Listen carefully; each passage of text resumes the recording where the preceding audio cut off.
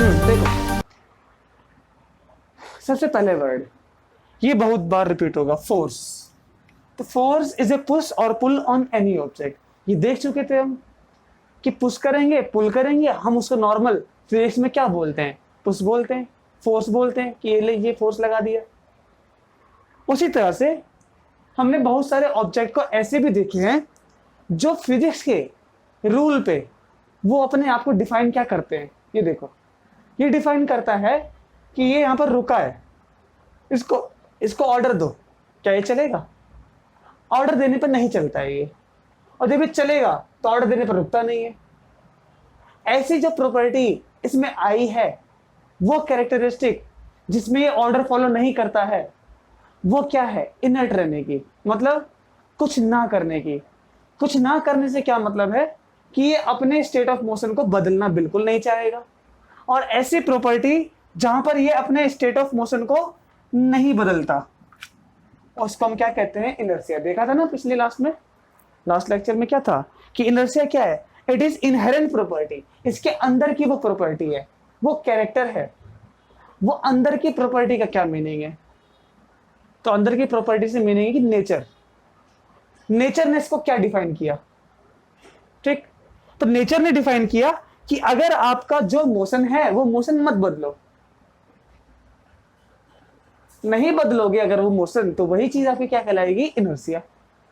और किसी बॉडी के लिए जब हम बोलते हैं कि उसका इनर्शिया इतना है उतना है, तो क्या इसको मेजर नहीं कर सकते? इनर्शिया को हम मेजर करके बता सकते हैं कि किसका इनर्ट रहना ज्यादा है, किसका इनर्शिया ज्यादा और किसका इनर्शिया कम। मतलब कि कौन सबसे ज्यादा ढीठपन है, अड़ियलपन। हमने एक तरफ भारी ऑब्जेक्ट लिया, एक तरफ हल्का ऑब्जेक्ट लिया, ऐसे और ऐसे, इन दोनों को धक्का लगाते हैं, सामने की तरफ पुश करते हैं, तो दोनों पे पुशिंग जो हमने किया वो सेम है, अमाउंट सेम है, फोर्स सेम है। तो जो आसानी से चल जाएगा उसने अपना मोशन बदल लिया। अगर इसमें से ये अपना मोशन आसानी से बदल लेगा तो इसका इनर्शिया इसके मुकाबले कम है। इनर्शिया कम ज्यादा किसके बारे में होता है? कंपेयर। इसका इनर्शिया इसके मुकाबले कम है। तो हमने ना मोटा मोटा एक जनरल सा डेफिनेशन बना लिया कि इनर्शिया उसी का ज्यादा होगा जिसका मास ज्यादा होगा। बहुत आसान है। और ऐसे हम मेजर करते हैं क्योंकि एटम्स मॉलिक्यूल के रिस्पेक्ट में करेंगे तो बहुत कॉम्प्लिकेटेड है। तो जिसका मास ज्यादा उसका इनर्शिया ज्यादा। तो किसका मास ज्यादा है? फिर से देखो, किसका मास ज्यादा है उसको ऐसे रखो, धक्का दो, धक्का दिया और दूसरी ऑब्जेक्ट को धक्का दिया, जो आसानी से चल गया वो मास कम रखता है, और जो नहीं चलता है वो मास बहुत ज्यादा रखता है। ये हो गई बात। अब इसी तरह से हमने पहले भी देख चुके हैं कि सिस्टम ऑफ पार्टिकल और पार्टिकल क्या होता है। पार्टिकल को जानने के लिए आपको थर्ड चैप्टर देखना पड़ेगा। ठीक है, सिस्टम ऑफ पार्टिकल क्या होता है? तो हमने पहले भी पढ़ा कि ग्रुप ऑफ पार्टिकल को हम क्या कहते हैं? System of particle. ये क्यों पढ़ते हैं? तो ये ना हमारे लिए बहुत इंपॉर्टेंट रहेगा जब हम इस चैप्टर में पढ़ेंगे। इस चैप्टर में ऐसे आने वाली टर्म है जिसमें ये बहुत इंपॉर्टेंस देगा, इसलिए इसको फिर से जान लो। तो ग्रुप ऑफ पार्टिकल को हम कहेंगे सिस्टम ऑफ पार्टिकल है। और सिस्टम ऑफ पार्टिकल रहने के लिए दूसरी शर्त क्या है? कि सभी पार्टिकल आपस में पैरेलल मूव करने चाहिए। पैरेलल मूव करेंगे तभी वो क्या कहलाएगा? System of particle. जैसे कि ये और ये, अगर मैं इन तीनों को एक बॉडी मान के, एक ऑब्जेक्ट मान के ऐसे धक्का लगाता हूं, तो तीनों को धक्का लगाऊंगा, तीनों मूव करके ऐसे आ जाएंगे, तो आगे की तरफ आगे मूव करके ये तीनों एक साथ आ गए, तो ये सिस्टम ऑफ पार्टिकल है। अगर एक पहले आ गया या एक बाद में आया तो क्या होगा? तो ऐसे में ये होगा कि ये बॉडी रोटेट कर जाएगी, तो भी सिस्टम ऑफ पार्टिकल है। लेकिन अगर इनकी पैरेलल वाली कंडीशन बिगड़ गई तब ये सिस्टम ऑफ पार्टिकल नहीं है। एक यहां आ गया, दूसरा यहां आ गया, तीसरा ऐसे आ गया, नो, तब ये सिस्टम ऑफ पार्टिकल नहीं है। पार्टिकल के लिए जरूरी क्या है? They must be parallel to each other. इसी तरह से अब हम इस चैप्टर का पहला कानून पढ़ने जा रहे हैं, जो कि हम पहले भी देख चुके हैं। लास्ट लेक्चर में देखा था, एक बार और देख लो। पहला कानून क्या कहता है? वो ये कहता है, मतलब पहला law, first law of motion. ये जो जितने भी लॉज बनाए गए हैं ना, ये लॉज कोई डेरिवेशन नहीं होती है। लॉज क्या होते हैं? जो नेचर हमें दिखाता है, कानून ने दिखलाया कि देखो ऐसा होता है। क्या डिराइव कर पाओगे? नो। तो क्या करना चाहिए? बिलीव। हमें उसको मानना चाहिए कि ऐसा होता है, और क्यों होता है तो उसका रीजन ढूंढो। पहले नेचर को समझो, समझने के बाद उसकी स्टडी करो, उसका रीजन फाइंड करो। यहां पर फर्स्ट लॉ क्या है हमारे पास?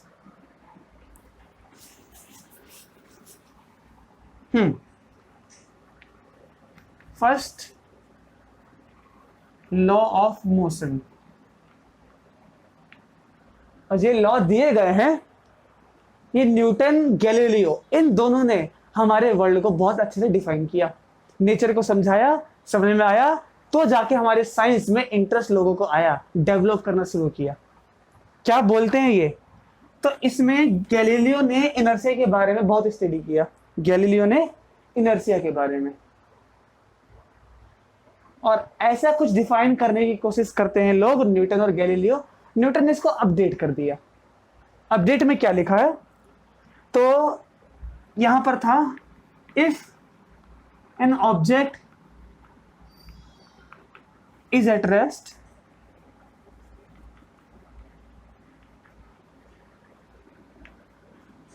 it will remain at rest. If an object is moving,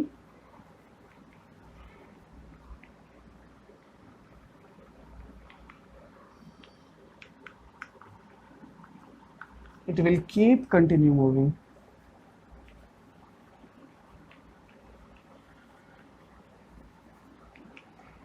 ठीक है, वो कंटिन्यू मूव करता रहेगा। कब तक करेगा मूव? तो कब तक करेगा, ये देखो, it will keep continue moving unless, ये तब तक मूव करेगा जब तक, unless we apply an external force. ठीक है, ये बताता है इनर्शिया के बारे में, लॉ ऑफ इनर्शिया।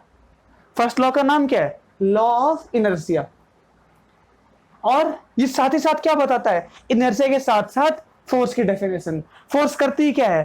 फोर्स इनके जो मोशन के अड़े रहने की एक इनर्ट रहने वाली प्रॉपर्टी है, कि तुम रेस्ट पे हो, रेस्ट पे रहोगे, मूव करते हो, मूव करते रहोगे। इसके ये अड़े रहने की प्रॉपर्टी को फोर्स बदल देता है। सिंपल मीनिंग में इस स्टेट ऑफ मोशन को बदल देता है। तो ये चीज क्या बताती है? डेफिनेशन ऑफ फोर्स, साथ ही साथ लॉ ऑफ इनर्शिया। तो first law of motion gives law of inertia, second definition of force, कि फोर्स करती क्या? स्टेट ऑफ मोशन को बदल देती है। ये देख चुके थे, आज हम एक और देखेंगे। ये देखो, पहले एक बात, एक्सटर्नल फोर्स की क्या मीनिंग होती है? हम जानते हैं कि फोर्स को हम जब अप्लाई करते हैं तो फोर्स ना हमारे नेचर में हर जगह दिखती है, हमें हर जगह। फोर्स करती क्या है? फोर्स के काम है स्टेट ऑफ मोशन को बदल देना, डायरेक्शन बदल देना, शेप को बदल देना, ऐसे काम फोर्स करती है। तो अब समझाओ कि जब हम बस के अंदर बैठे हैं, तो बस के अंदर ना हमारे फ्रेंड ने हमें ऐसे धक्का दिया, क्या उसके धक्का देने से बस चल पड़ेगी? नहीं चलती है। फिर से बाहर जाओ, बस को धक्का दो, तब चलती है। एक केस में हम कहते हैं कि चलती है, और दूसरे केस में कहते हैं नहीं चलती है। ये कैसे हो सकता है? क्या हमारा नियम, हमारा नेचर दो अलग अलग तरीके से बात मानता है क्या? वो अपनी मर्जी चलाता है क्या? तुम कहोगे नेचर कि तुम चलो तो चलता है, अंदर जाके धक्का दो नहीं चलता है। तो नेचर ने बड़े साफ साफ वर्ड में डिफाइन कर दिया कि अगर आप बस के अंदर हो, फिजिक्स में बोलो, फिजिक्स में बोलेंगे कि अगर आप सिस्टम ऑफ पार्टिकल हो तो आप उस पूरे बस के एक मेंबर हो, और मेंबर फोर्स लगाएगा, उस फोर्स को बोलेंगे इंटरनल फोर्स। ठीक। और जब बाहर चले जाओगे तो आप उसके मेंबर नहीं हो, और जब मेंबर नहीं हो तो आप जो बाहर से फोर्स लगाओगे एक अलग सा एजेंट है, उसको कहेंगे एक्सटर्नल फोर्स। तो दो तरह से आ गई ना, इंटरनल और एक्सटर्नल।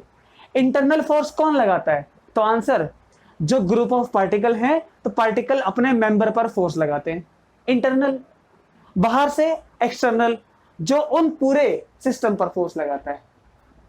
तो इंटरनल, सेकेंड एक्सटर्नल। ठीक है, ये हमने देख लिया था पहले भी। ये मेंबर से मेंबर पे फोर्स लगाएगा, ये बाहर से फोर्स लगाएगा, ये मोशन बाहर से कराएगा, ये भी कराएगा, लेकिन ये पूरे ग्रुप का नहीं करा सकता।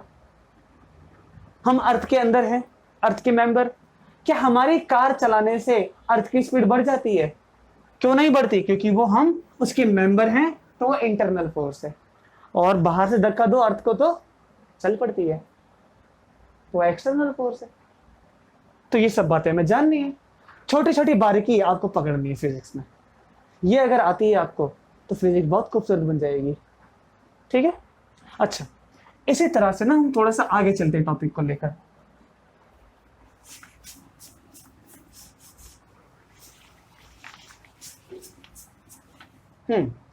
देखो, नेचर का एक रूल कि अगर आपको नेचर से बात करनी है, उसकी लैंग्वेज समझ जाओ। अगर बात नहीं करना आती है तो नहीं समझ पाओगे। बात करने के लिए मैथमेटिक्स पढ़ा, साइंस पढ़ा, फिजिक्स पढ़ा, केमिस्ट्री पढ़ी, बायोलॉजी पढ़ी, ये तीनों पढ़ी तो नेचर से बात करना आ गई।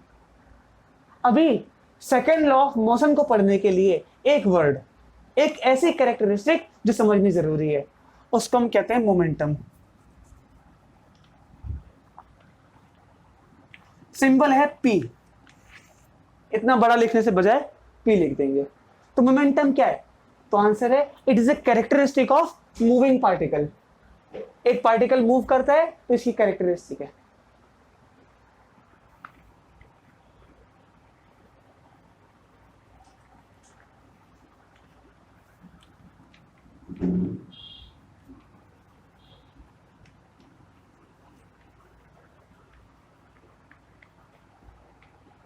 ठीक है, पार्टिकल मूव करता है तो उसके पास क्या होता है? एक होता है मास, एक होती है वेलोसिटी, और ये दोनों का प्रोडक्ट ही क्या बनता है? मोमेंटम। ये अब सोचो, अगर हमने गलती से ऐसा कर दिया कि सभी दुनिया में हर पार्टिकल रुक गया, वेलोसिटी है ही नहीं, सबको रोक दिया, तो वेलोसिटी बचेगी क्या? नहीं बचेगी। मोमेंटम बचेगा क्या? नहीं बचेगा।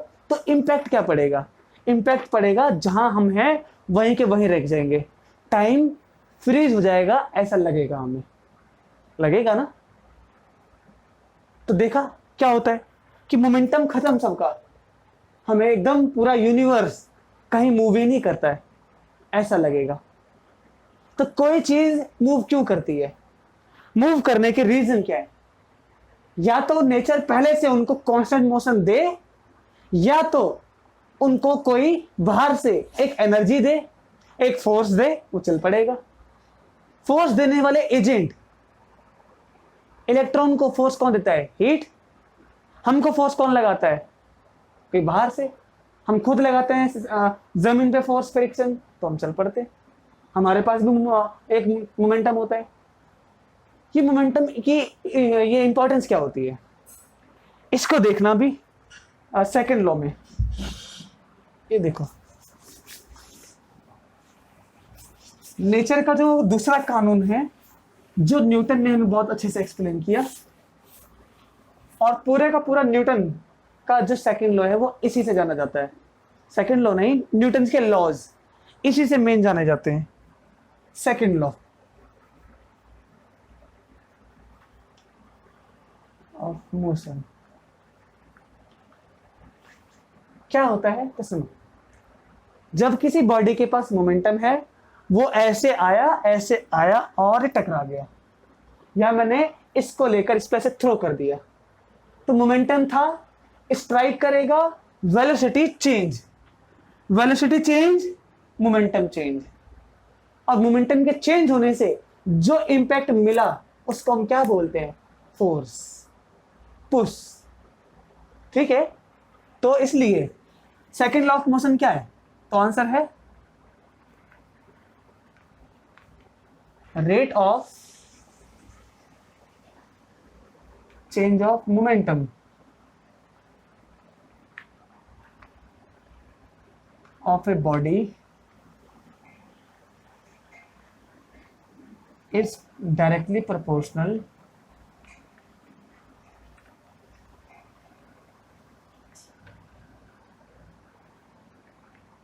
to force applied.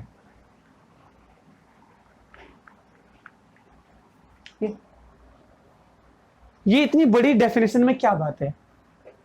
इसमें बात है कि force is directly proportional to change in momentum with respect to time.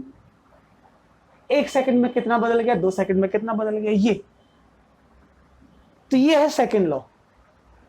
इस सेकंड लॉ का रिजल्ट, कंक्लूजन क्या होता है? तो वो देखो, इस साइन को हटाते हैं, इक्वल का साइन लगाते हैं, साथ में एक कांस्टेंट का साइन लगाते हैं। क्या इसको बोलते हैं? इसको बोलते हैं प्रोपोर्शनलिटी कांस्टेंट, प्रोपोर्शनलिटी कांस्टेंट के। और फिर dp बाई dt, इसको बदलते हैं तो क्या होता है? देखो, वेलोसिटी बदलेगी, और वेलोसिटी का बदलना क्या होता है? एक्सेलरेशन। तो m इंटू ए, ये m इंटू ए, ये कांस्टेंट ऑफ प्रोपोर्शनलिटी क्या कर रहा है? तो सुनो, हमें ना इसको रिमूव करना होता है। कैसे कर सकते हैं रिमूव? तो फोर्स को न्यूटन ने जब बताया, वो नेचर में नया था कि फोर्स ऐसे होती है, और जब उस टाइम के लिए नया था तो हम क्या कह सकते हैं? कुछ भी कह सकते हैं इसके बारे में। कुछ भी कहने का मतलब बड़े अच्छे समझना, ठीक है? मैं क्या कहने वाला हूं, कॉम्प्लिकेटेड है सुनने में। देखो, मैं कह रहा हूं कि फोर्स उस टाइम नई थी, और जब नई थी और नई चीजों का फायदा उठा लो। फायदा कैसे उठाएंगे? सुनो, हमने ऐसा कहा कि किसी बॉडी का मास अगर 1 किलोग्राम है, मास कितना बता दिया? 1 किलोग्राम का मास लो, और उस मास को 1 मीटर पर सेकेंड स्क्वायर से एक्सीलरेट करा लो। इतने से एक्सीलरेट करा दिया, और इतने से एक्सीलरेट कराने के लिए जो अभी धक्का लगेगा नेचर का, उस धक्के को, उस पुश को हम कहेंगे 1 फोर्स, 1 न्यूटन की फोर्स। देखो, ये 2 भी हो सकता था, 3 भी हो सकता था, 10 भी हो सकता था। 1 क्यों नाम दिया? क्योंकि ये नेचर में नया था, और जब नया था तो इसको बोलो, ये देखो धक्का दिया 1 किलोग्राम के ऑब्जेक्ट को, 1 का एक्सेलरेशन। ये धक्का कितना था? क्या पहले कभी पढ़ा आपने? नहीं। तुमने कितना बोल दिया? इसको कह दिया कि ये 1 न्यूटन है। इससे क्या आसानी पड़ जाएगी? इससे आसानी पड़ गई कि ये 1, ये भी सब कुछ 1 हो जाएगा, तो k की वैल्यू क्या आ गई? 1। और जब k 1 हो गया तो बड़ा आसान, इसलिए हमने क्या लिख दिया? m इंटू ए। और जब कांस्टेंट है, वो तो हमेशा का हमेशा कांस्टेंट ही रहता है। तो ये 1 है, चाहे 2 हो जाए, 10 हो जाए, 60 हो जाए, लेकिन ये कितना रहेगा? हमेशा 1। समझ में आया? कैसे रहेगा ये 1? तो अगर ये 60 हो जाएगा तो इधर इसको भी 60 होना पड़ेगा, और 60 बाय 60 1 होता है। देखा ना क्या फायदा हुआ? मैं फिर से बताता हूं। फोर्स हमारे नेचर में नया था, इसको डिराइव कर किया? नहीं किया। ये डेरिवेशन नहीं है, और जिस चीज को डिराइव करते हैं वो चीज हम उसको नई नहीं मानते, उसको ऐसा मानते कि पुरानी चीज से निकल के आया है। लेकिन ये डेरिवेशन है क्या? आपको दिखता है कि ये तो डेरिवेशन दिख रही है, लेकिन नहीं, इट इज द रिजल्ट जो नेचर ने प्रोवाइड किया। ये वो रिजल्ट है नेचर का। धक्का दे दो, एक्सेलरेट कर जाएगा। तो नेचर का रिजल्ट है जो उसने सो अपना रूप दिखाया, और नेचर ने कहा कि देखो, फोर्स आपके पास नहीं थी, जितनी भी आपको एक क्वांटिटी लगती है उतना तोल मोल के आपने इसको 1 न्यूटन कर दो। कर सकते? जैसे सोचो, अगर दुनिया में हमें 1 किलोग्राम का नहीं पता होता तो कैसे नापते, बहुत दिक्कत आती ना। और 1 किलोग्राम को 1 केजी करने के लिए कोई ना कोई रेफरेंस चाहिए, तो हमने कहा इतने मास को तोड़ मरोड़ के रखो, ये 1 किलो है आज से, ये आज से कितना 1 किलो, और इसी को सब 1 किलो मानेंगे, इसका कॉपी करो 2 किलो 3 किलो बना लो। और बस फोर्स को भी ऐसे ही कर दिया हमने। नेचर में पहली बार था, नेचर का रूप है, इसीलिए हम कहते हैं कि ये जो लॉ है ये फंडामेंटल लॉ है। फंडामेंटल, ये इसको डिराइव नहीं कर सकते, मानना पड़ता है, बिलीव करना पड़ता है, क्योंकि नेचर का रूप है ये, इसलिए ये फंडामेंटल लॉ ऑफ फिजिक्स है। हम मोशन के बारे में पूछेंगे कि मोशन में फंडामेंटल लॉ कौन सा है, ये वाला है, force equals to mass into acceleration. ठीक, ये यहां से आया। तो सेकंड लॉ क्या है? सेकंड लॉ है कि जब मोमेंटम बदलेगा तो एक फोर्स हमें पता चलेगी। मोमेंटम के बदलने का फॉर्मूला, रिजल्ट, वो ये है, ये कोई डेरिवेशन नहीं है। डेरिवेशन कैसे करते हैं? डेरिवेशन करते हैं कि अगर हमें डिस्प्लेसमेंट निकालनी हो तो ut प्लस में हाफ at स्क्वायर डेरिवेशन है। सही कहा ना? ये चीज कैसे आई थी? पुरानी चीज से आई थी कि हमने देखा v equals you plus A T, उससे वैल्यू निकाला, v plus you by two निकाल के यहां पुट कर दिया, तो ये वैल्यू आ गई। क्या इसको अपनी मर्जी से 2 मान सकते हैं, 1 मान सकते हैं क्या? नहीं, ये चीज डिपेंड करते है कि ये चीज कितनी है। यहां पर भी डिपेंड करता है कि मास कितना लिया, एक्सेलरेशन कितना लिया, इतना आ गया, इसको आज से कहो ये 1 न्यूटन है। किसको कहेंगे 1 न्यूटन? जब ये रिजल्ट बनेगा, 1 किलो के मास पर 1 का एक्सेलरेशन, जो रिजल्ट बनेगा वो होगा 1 न्यूटन। इसकी कॉपी कर दो, डबल कर दो 2 न्यूटन, 3 कर दो 3 न्यूटन, बहुत आसान है। ठीक, ओके। इसके बारे में थोड़ी सी और चीजें देखो। ओके, यहां पर समझो क्या हो रहा है। फोर्स का एक फॉर्मूला आ गया कि हम ऐसे कैलकुलेट कर सकते हैं। नंबर है, अमाउंट है, तो फिजिकल क्वांटिटी है। फिजिकल क्वांटिटी को नापने के लिए रेफरेंस ऐसा यूनिट क्या है? ऐसा यूनिट तो यहां देखो, किलोग्राम और एक्सेलरेशन की मीटर पर सेकंड स्क्वायर, तो किलोग्राम मीटर पर सेकंड स्क्वायर। लेकिन इतना बड़ा वर्ड ना बोल के हम ऐसा बोलते हैं, जिन्होंने हमें नेचर को समझाया था उसी के नाम पे, उन्हीं के सम्मान के लिए, ऑनर के लिए, उनके नाम पर इसको ऐसा यूनिट मान लो। तो हमें किसने समझाया था ये? आइजैक न्यूटन ने। तो न्यूटन, ठीक है, और न्यूटन साइंटिस्ट है, तो उनके नाम पर दी गई यूनिट को कैपिटल में लिखते हैं हमेशा। तो साइंटिस्ट के नाम पर यूनिट कैसी होती है? कैपिटल में। नेक्स्ट, डायरेक्शन क्या होती है इसकी? क्या होती है कि नहीं होती है? तो आंसर है, इधर देखो, ये एक वेक्टर क्वांटिटी है एक्सेलरेशन, तो फोर्स भी कैसी होगी? एक वेक्टर क्वांटिटी। और जब वेक्टर है तो समझ जाओ अभी आने वाली कॉम्प्लिकेशन बाकी है, कंपोनेंट्स देखने को मिलेंगे हमें। और वेक्टर है तो डायरेक्शन क्या होगी? तो डायरेक्शन वही होगी जिस डायरेक्शन में पुश करेंगे, पुल करेंगे। मैं ऐसे पुश करता हूं तो डायरेक्शन ऑफ फोर्स यही है, और ऐसे पुल करता हूं तो डायरेक्शन ऑफ फोर्स यही है। डायमेंशन, डायमेंशन मतलब इसमें क्या क्या चीजें इंक्लूड होती हैं? एक तो मास है, लेंथ है और टाइम। देखो, मास की वजह से मास, वो मीटर पर सेकेंड, मीटर को नापने के लिए लेंथ, पर सेकेंड स्क्वायर को नापने के लिए t-2, ये क्या हो गई उसकी डायमेंशन। तो ऐसे कर दिया। अब ना हमारे मन में सवाल आता है कि 1 न्यूटन फोर्स कितनी भारी होती है, कितनी ताकतवर होती है। इसको समझने के लिए ना आप अपने हाथ में एक 0.1 किलोग्राम का, मतलब 100 ग्राम का एक ऑब्जेक्ट रख लो ऐसे करके। तो जिस ताकत से ये आपके हाथ को दबाएगा, क्यों? क्योंकि नीचे की तरफ लगने वाला एक्सेलरेशन क्या है? जी। तो आपका हैंड अगर ऐसे करके है, ये रहा वो ऑब्जेक्ट, इसको जी से खींचेगा नीचे, मास है 0.1 kg और जी 10 मान लिया। तो जिस ताकत से ये आपको दबाता है, वही ताकत कितनी है? 1 न्यूटन। बहुत कम है ना? हाँ, फील कर सकते हैं इसको कभी भी। तो ये होती है फोर्स। ये भी छोटा सा पढ़ा हमने, बाकी और आएगा, उसको और देखेंगे। लेकिन यहां समझ जाओ कि वेक्टर है तो बहुत सारी चीजें मिलने वाली है। ठीक है, नेक्स्ट फिजिक्स का थर्ड लॉ। 3 ही तो नियम है जो पूरी फिजिक्स को चलाते हैं।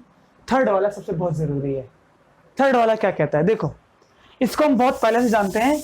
ये एक्शन इक्वल्स टू रिएक्शन। जितना एक्शन दोगे उतना रिएक्शन मिलता है, और ये ट्रू है। जब हम किसी पानी में जंप करते हैं तो क्या हमारी बॉडी पर चोट नहीं लगती है? हर्ट होता है? लगती है। तो जिस रफ्तार से नीचे कूदेंगे उसी रफ्तार से मॉलिक्यूल को हम दबाएंगे, मॉलिक्यूल हमें दबाएगा।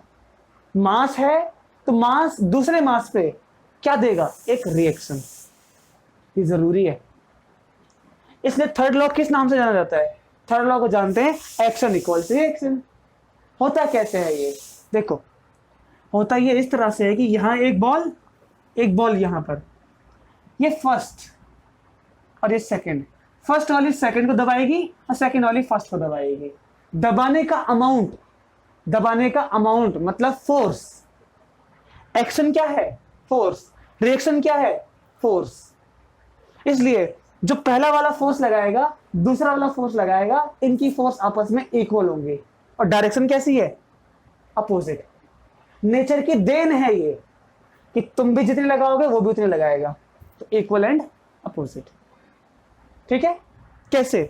Force by one body on second. इसने फोर्स लगाया सेकंड पर, और इतने बड़े डायलॉग को हम क्या लिखते हैं? Force by one body on second.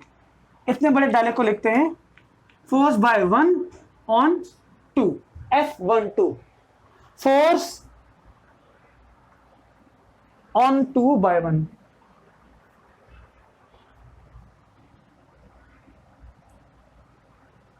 चाहे इसको ऐसे पढ़ो कि force by one on two, या force on two with respect to one, ऐसे पढ़ सकते हो। चलो ऐसे पढ़ते हैं इसको, force on two with respect to one. Second पे फोर्स लग रही है क्योंकि सेकंड पे फोर्स फर्स्ट ने लगा दी, is equal and opposite to force by second body on one. Force by second on, तो force on one by second, ये दोनों कैसी होंगी? Equal and opposite. इसको लिखते हैं, इसको लिखेंगे तो क्या आ जाएगा? इस लॉ की ना मैथमेटिक्स खूब चलती है। वो मैथमेटिक्स क्या है? Force on two by one equal force on one by two. इसको लिखते हैं वर्डिंग में, force on two by one equal and opposite है। और चाहे तुम इसको ऐसे भी लिख दो, force on two by one is equal minus में। माइनस की मीनिंग क्या है? जितनी फोर्स ये दे रहा है उतनी फोर्स ये वापस ले रहा है, लेकिन अपोजिट डायरेक्शन से। ऐसे भी लिख सकते हैं, जब माइनस हटा देंगे तो ये ऐसे पलट जाएगा। ये दोनों इक्वल है और अपोजिट है, ये केस आएगा। ठीक है, इसको हम ऐसे भी तो लिख सकते हैं कि force on two by one minus में force on one by two equal 0। लिख सकते हैं ना? अच्छा, जब ऐसे लिख सकते हैं तो इसका क्या काम है? इसको हटा दो, ऐसे लिखेंगे हम अक्सर। तो force on two by one minus में F12 इक्वल 0। क्या मीनिंग है इसकी? ये थोड़ा सा जरूरी है। हमने पूरी फिजिक्स को देखा बड़े आसान से, सेकंड लॉ ये कहता है, फर्स्ट लॉ वो कहता है, थर्ड लॉ ये कहता है, लेकिन ये बात जब आई, अब आपकी दुनिया धीरे धीरे करके खुलना स्टार्ट हो गई। देखो कैसे।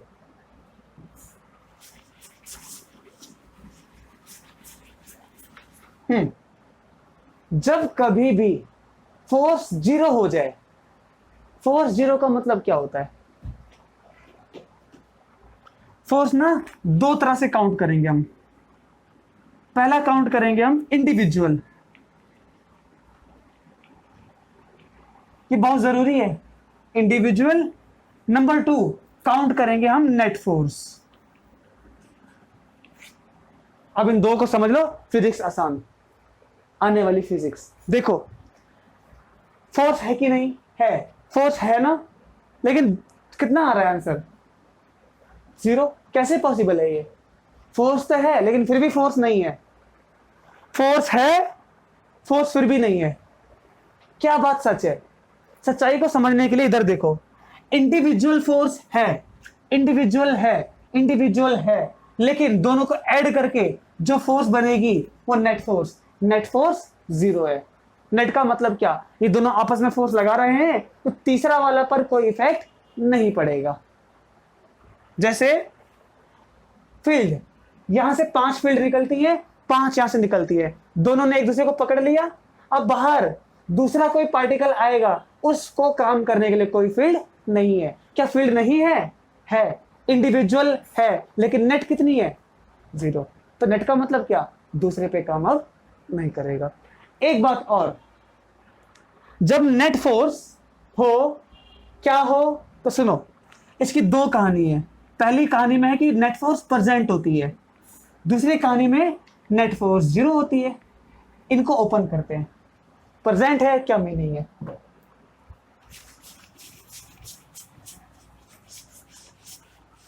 देखो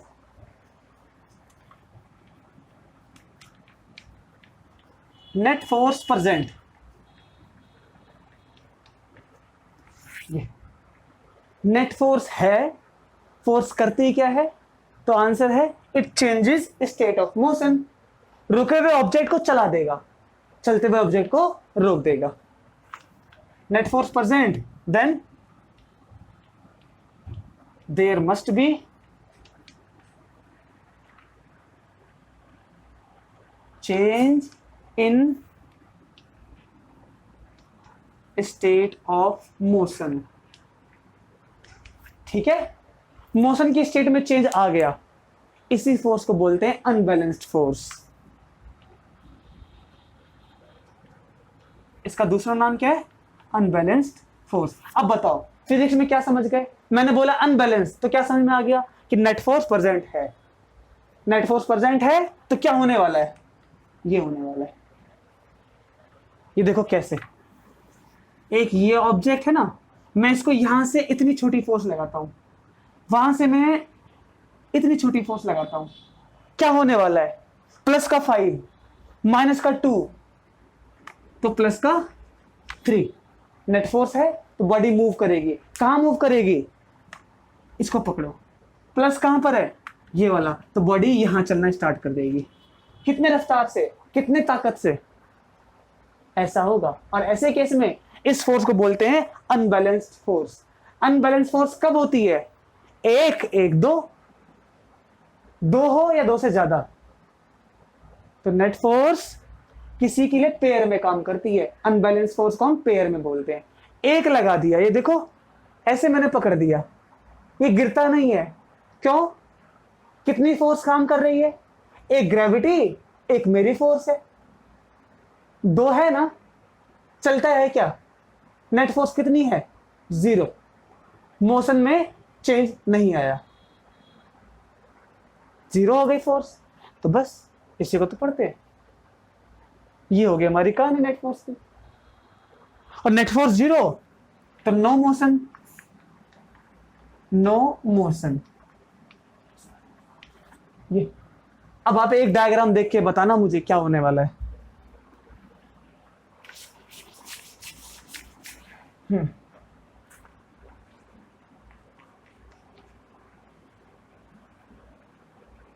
ये डायग्राम याद होगा आपको, ये मास एम जी, कितनी फोर्स काम कर रही है, तो जब ये बॉल नीचे की तरफ खींचेगी इसके कारण, तो रस्सी दूर जाएगी, ऐसे रस्सी है वो ऐसे फैल जाएगी, लेकिन फैलना नहीं चाहेगी तो ऐसे खींचेगी, और ऐसे खींचने वाली फोर्स को बोलते हैं रस्सी में टेंशन आ जाना, मॉलिक्यूल में टेंशन, ऐसे खींच गए बहुत टेंशन है, वापस आ जाओ। तो जिस फोर्स से वापस आए वो फोर्स कौन सी वापस लाने वाली, उनकी रस्सी वाली टेंशन वाली फोर्स, मॉलिक्यूल के बीच की फोर्स। तो यहां भी एक टेंशन होगा, कंडीशन क्या है, T1 T2 दोनों टेंशन इक्वल हैं। मैं आपसे कहता हूं कि ये मास मूव नहीं करता है, नहीं करता है, तो क्या समझ गए आप? समझ गए कि नेट फोर्स जीरो है। कैसे हो सकती है फोर्स जीरो?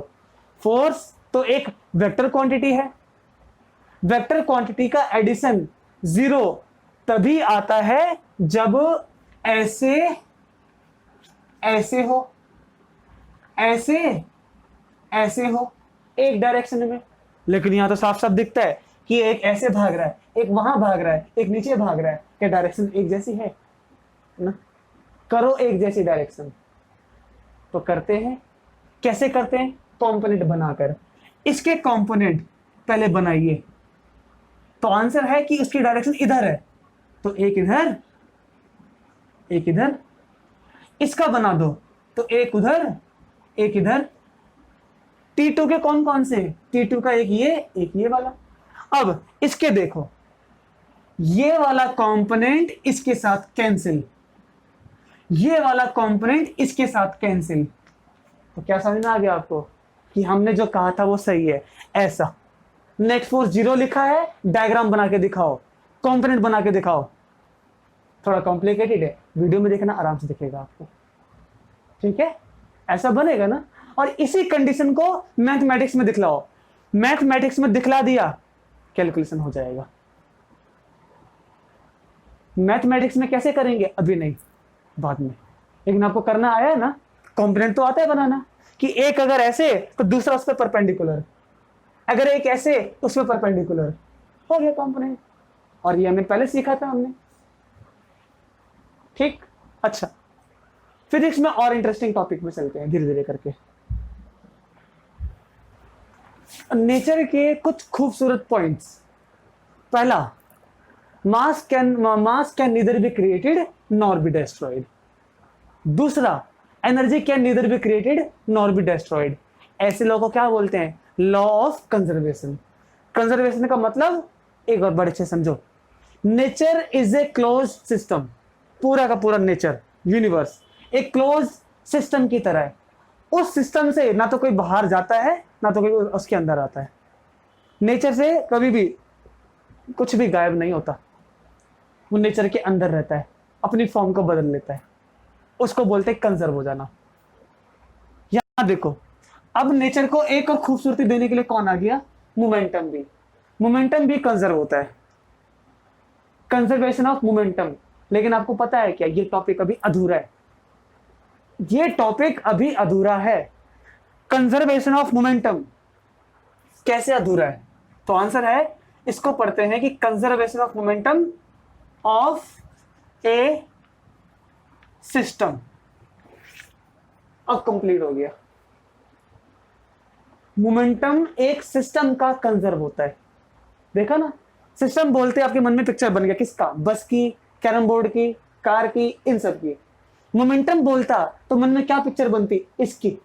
ऐसे मार दिया, मोमेंटम पहले कुछ था अब जीरो हो गया। हो गया ना जीरो, क्या कंजर्व रहा? नहीं रहा। तो कंजर्व किसका मोमेंटम होता है? सिस्टम का। सिस्टम ऑफ पार्टिकल्स मतलब क्या मन में आ गया? Internal member. मेंबर तो इसमें क्या पढ़ते हैं हम कि अगर मेंबर उसके अंदर का हो और वो फोर्स लगाएगा, मतलब क्या? इंटरनल, कोई भी बाहर से नहीं आएगा कि ऐसे पकड़ के खींच लो या कुछ कर दो, ऐसा कोई नहीं आएगा। तो उसमें जो फोर्स लगेगी वो इंटरनल होगी, और इंटरनल फोर्स जब लगेगी तब मोमेंटम कैसा रहेगा? कंजर्व। ठीक है, अभी देखते हैं, इसको लिख लेते हैं एक बार।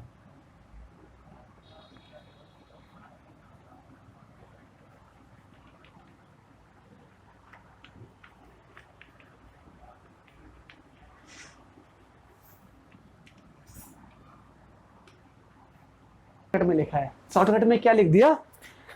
जब कभी भी इंटरनल फोर्स प्रेजेंट होगी तो मोमेंटम सिस्टम का कंजर्व रहेगा।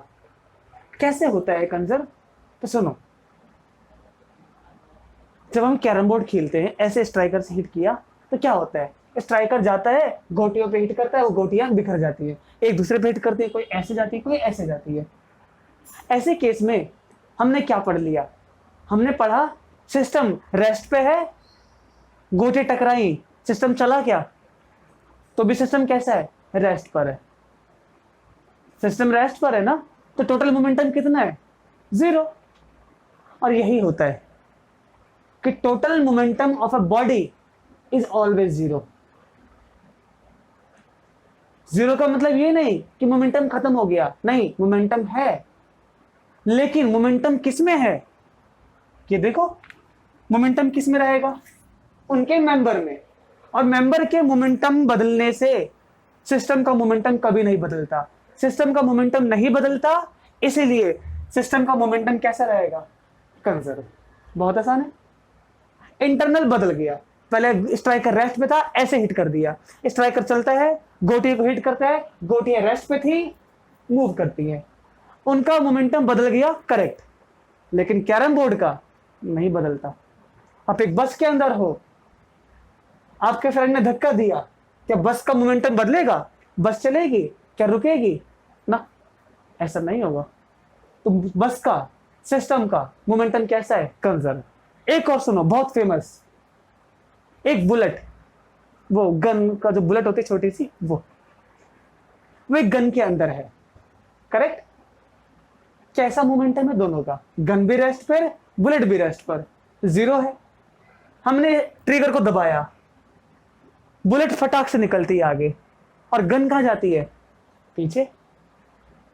मोमेंटम कैसा रहा, क्या बुलेट को पकड़ के हम आगे ले गए, नहीं, इंटरनली हुआ जो हुआ।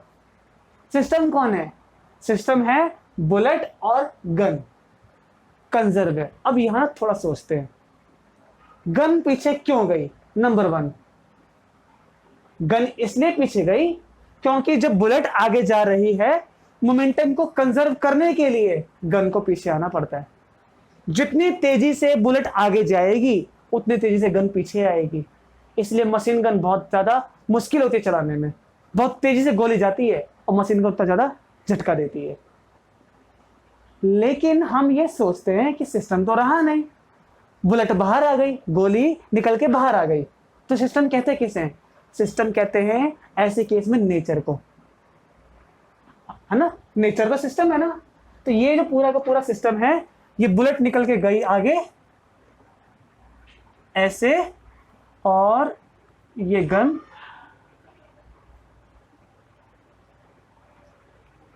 ये इसका स्ट्राइकर जो भी यहां से निकल के जब गन जाएगी, तो ये पूरा का पूरा एक नेचर जो है वो एक सिस्टम कहलाएगा, सिस्टम है। इसीलिए गन पीछे आती है। क्यों आती है, तो आंसर है मोमेंटम को कंजर्व करने के लिए। क्यों करना है, क्योंकि पहले ये क्या थी, एक सिस्टम थी। अगर गोली खत्म तो बंदूक फेंक के मार दो, गन को फेंक दिया, क्या होने वाला है।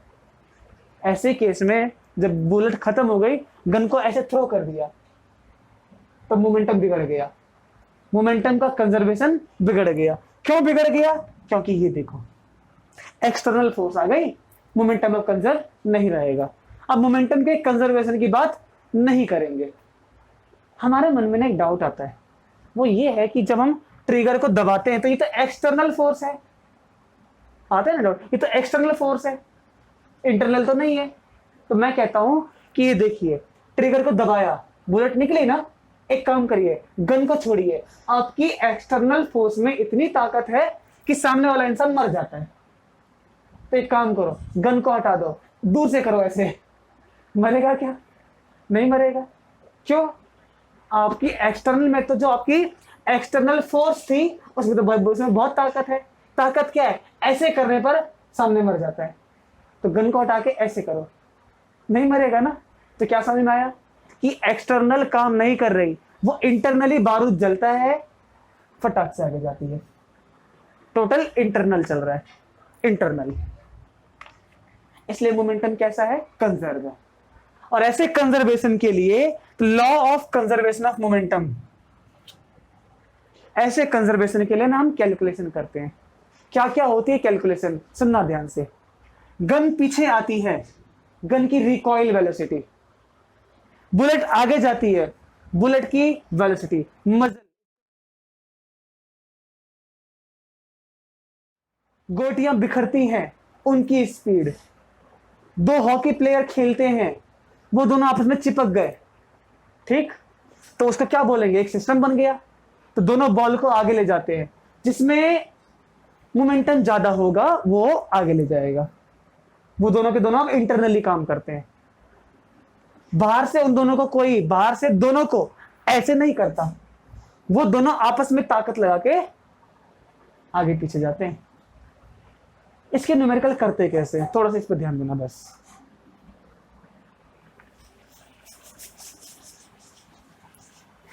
ये देखो,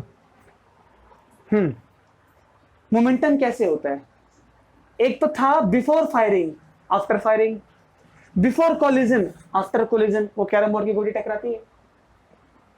हम ना इसको ऐसे कर लेंगे, दो वर्ड में लिख लेते हैं, general.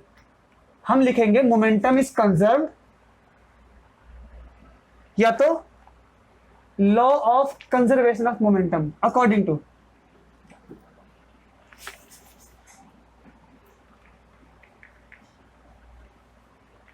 According to law of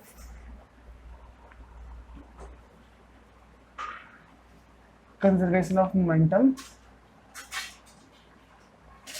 ये क्या कहता है, टोटल बॉडी का मोमेंटम जीरो होता है। टोटल, टोटल का मतलब before interaction equals to after interaction.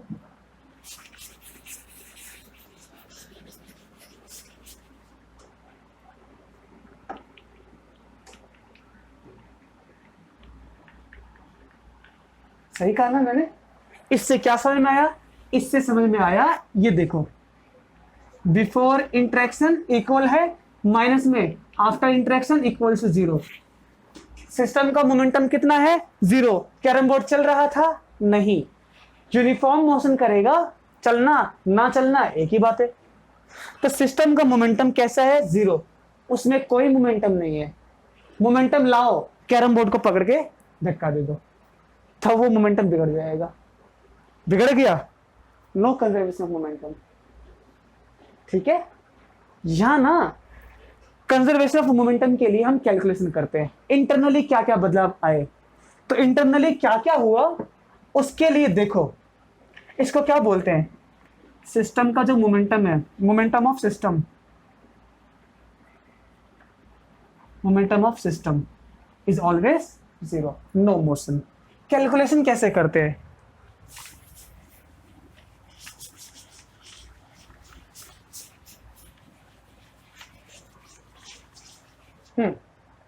Calculation technique.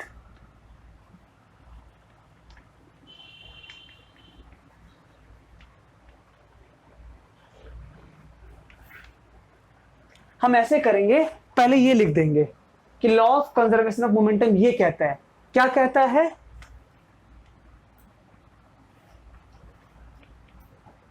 Momentum before interaction. Shortcut में लिखता हूं मैं, ये देखिए, मोमेंटम बिफोर इंटरेक्शन। इसकी जितनी कहानी है वो यहां पर पहले डायलॉग बना लो। क्या क्या कहानी थी, बुलेट और गन दोनों का मास चिपका हुआ था, चिपका था ना, तो बताओ चिपका हुआ क्यों था, क्योंकि जब मैं दोनों को थ्रो करूंगा आगे तो दोनों के दोनों जाएंगे एक साथ की अलग अलग, एक साथ, दोनों की वेलोसिटी एक होगी कि अलग अलग, एक होगी, इसलिए दोनों का मास जुड़ा हुआ है, वेलोसिटी एक है। पहले ये बना ले टेक्निक के लिए, बाकी जो पता होगा वो रख देंगे। अच्छा, स्टार्टिंग में क्या था वो भी जान लो। स्टार्टिंग में लिखना बहुत जरूरी है, नहीं लिखोगे तो कैलकुलेशन नहीं होगा। स्टार्टिंग में मास 2 kg, बुलेट का मास, गन का मास, बुलेट का मास 0.02 kg, इनटू में जीरो, तो बिफोर इंटरेक्शन जीरो है। नेक्स्ट, मोमेंटम आफ्टर इंटरेक्शन, ये टेक्निक है, कोई भी मोमेंटम का सॉल्यूशन कर लोगे अगर ये लिखते हो तो। आफ्टर इंटरेक्शन क्या हुआ, अब दोनों का मास अलग अलग हो गया, मास ऑफ गन इनटू में वेलोसिटी ऑफ गन, पीछे जाती है। गन ऐसे, बुलेट ऐसे, बताओ कौन से डायरेक्शन पॉजिटिव लेना चाहते हो, ये वाली पॉजिटिव कि ये वाली पॉजिटिव? हम उसको पॉजिटिव ले तो फिर क्या हो जाएगा, अगर हम इसको पॉजिटिव लेंगे तो गन कहां गई, गन पीछे गई है ना, तो गन अगर पीछे गई है तो नेगेटिव कौन हो सकता है, नेगेटिव वही होगा जिसके पास डायरेक्शन होती है। फिर से बुलेट ऐसे जा रही है, ये डायरेक्शन अगर पॉजिटिव लिया तो ये वाली कैसी है, नेगेटिव, और नेगेटिव वही हो सकता है जिसके पास डायरेक्शन हो। किसके पास होती है डायरेक्शन, इसके पास, ठीक। पॉजिटिव वो है तो plus M B V B, ये इक्वल है ना, इसकी वैल्यू रख दो, फिर equal before interaction equals to after interaction, दोनों को रखकर जो चाहिए अगर ये निकालना है तो ये निकाल दो, आ जाएगा। रिकॉइल वेलोसिटी, पीछे आने की वेलोसिटी रिकॉइल, ऐसे करोगे इजी पड़ेगा। नहीं तो मैं आपको बता दूं क्या होता है, हमें कंफ्यूजन होती है, कभी कभी हम इस वाली वैल्यू को इसमें रख देते हैं। क्यों रखते हैं, क्योंकि हम भूल जाते हैं इंटरेक्शन से पहले की कहानी क्या थी और इंटरेक्शन के बाद कहानी क्या थी। एक बुलेट लकड़ी के टुकड़े पे टकराती है, दोनों मास एक साथ जुड़ जाते हैं, तो दोनों एक साथ चलेंगे कि अलग अलग, एक साथ, तो वेलोसिटी एक होगी कि दो, एक मास जुड़ गया, एक वेलोसिटी। और इसको यहां लिखेंगे m प्लस में m प्लस में m, मास अगर जुड़ गया तो वेलोसिटी एक, दोनों चलते हैं। पहले क्या था, ये यहां रुका था, दूसरा ये पॉजिटिव डायरेक्शन तो मोमेंटम m इंटू में प्लस वाला v, तो m इंटू में v, तो उसको यहां रख देंगे, कैलकुलेशन उसकी यहां कर दिया, इसका यहां कर दिया, फिर उसको ऐसे लिख दिया, momentum before interaction momentum after interaction, हो जाएगा काम। जो सॉल्व करना है इजी। अभी हम क्या पढ़ रहे हैं, केवल ऐसे में, आगे कॉम्प्लिकेशन पड़ जाएगी। कौन सी कॉम्प्लिकेशन, एक ऑब्जेक्ट ऐसे, दूसरा आता है ऐसे, अब करो, अब तो कंपोनेंट चाहिए होगा, क्योंकि हमें जब मोमेंटम को ऐड करना है तो मोमेंटम कैसी क्वांटिटी है, वेक्टर। कौन सी डायरेक्शन होती है, तो मोमेंटम है वेक्टर क्वांटिटी, जो डायरेक्शन होती है वेलोसिटी की वही डायरेक्शन इसकी, वेक्टर है तो कंपोनेंट बनेंगे, वो भी सीखेंगे आगे। बेसिक समझ में आया, ये आपको ध्यान में रखना है, ठीक है। ओके, फिनिश करते हैं आज का।